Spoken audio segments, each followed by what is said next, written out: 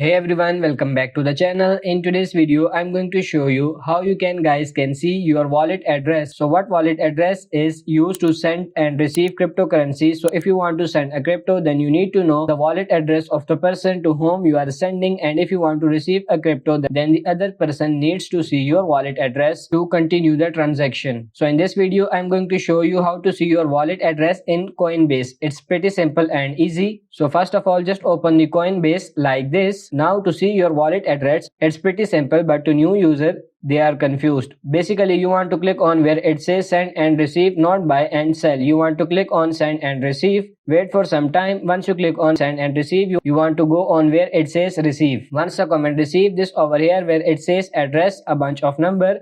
This is your wallet address. As you guys can see now, like your wallet address is different according to different coins. This is my wallet address for Bitcoin, and if I want a wallet address for Algorand, the wallet address is going to be different. It's loading. Wallet address is different for different crypto.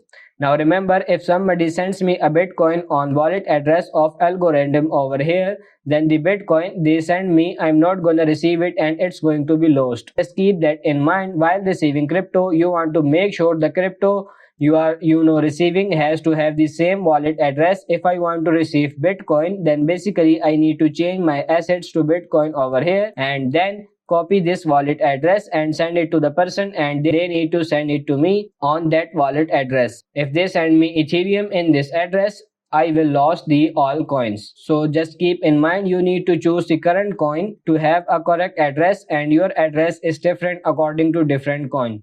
So that's pretty much it for this video. I hope this video was helpful. If it is, like it and subscribe to the channel. Thank you.